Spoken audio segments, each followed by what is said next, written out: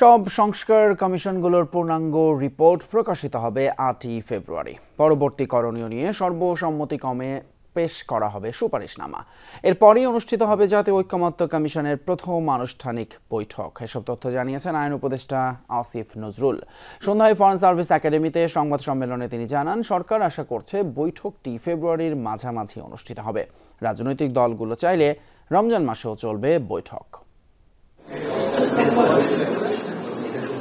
সর্বজনীন মতৈক্য প্রতিষ্ঠার জন্য অন্তর্বর্তী সরকার অক্টোবরে ৬টি সংস্কার কমিশন গঠন করে, যার মধ্যে ৪টি সংস্কার কমিশন গত ১৫ জানুয়ারি তাদের প্রতিবেদন জমা দেয়। বুধবার বিচার বিভাগ ও জনপ্রশাসন সংস্কার কমিশন তাদের প্রতিবেদন জমা দেবে প্রধান উপদেষ্টার কাছে।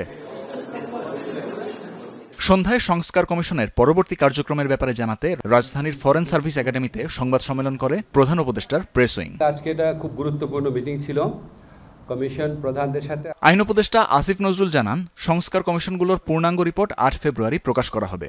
সেদিন কমিশন প্রধানরা মিলে পরবর্তী করণীয় নিয়ে সর্বসম্মতিক্রমে একটি সুপারিশনামা পেশ করবেন। সেদিনই সব রাজনৈতিক দল ও অভ্যুত্থানের পক্ষশক্তির কাছে তা পৌঁছে দেওয়া হবে। এরপরে সবার সমঝোতা ক্রমে জাতীয় ঐকমত্য কমিশনের প্রথম আনুষ্ঠানিক বৈঠক অনুষ্ঠিত হবে। আইন উপদেষ্টা বলেন, সরকার আশা করছে ফেব্রুয়ারির মাঝামাঝিই হবে এই বৈঠক, তবে তারিখ নির্ধারিত হবে রাজনৈতিক দলগুলোর সাথে আলোচনা করেই। সংস্কার কমিশনগুলোর পূর্ণাঙ্গ রিপোর্ট আমরা আশা করছি ৮ ফেব্রুয়ারি প্রকাশ করা হবে। ৬টা কমিশন মিলে একটা সর্বসম্মত সুপারিশনামা পেশ করবেন। আলোচনা এবং সমঝোতা ক্রমে জাতীয় ঐকমত্য কমিশনের প্রথম আনুষ্ঠানিক বৈঠক অনুষ্ঠিত হবে। আমরা আশা করছি এটা ফেব্রুয়ারির মাঝামাঝি সময় অনুষ্ঠিত হবে। আসিফ নজরুল জানান, জাতীয় ঐকমত্য কমিশনের প্রথম বৈঠকে সভাপতিত্ব করবেন কমিশন প্রধান ডক্টর মোহাম্মদ ইউনূস। কমিশন প্রধানদের সাথে থাকবেন রাজনৈতিক দল ও অভ্যুত্থানের পক্ষের শক্তির প্রতিনিধিরা। এতে যত দ্রুত সম্ভব সংস্কারের ক্ষেত্রে করণীয় ঠিক করা হবে।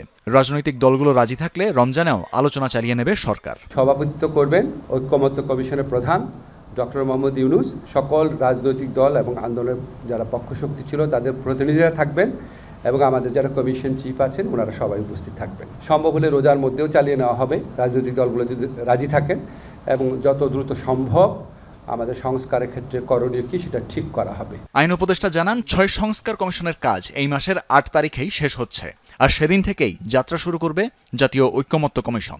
এইগুলি হচ্ছে জাস্ট আমার কথা বললাম যে বিভিন্ন পদ্ধতিতে করা যেতে পারে। তানভীর মৌসুম, যমুনা নিউজ, ঢাকা।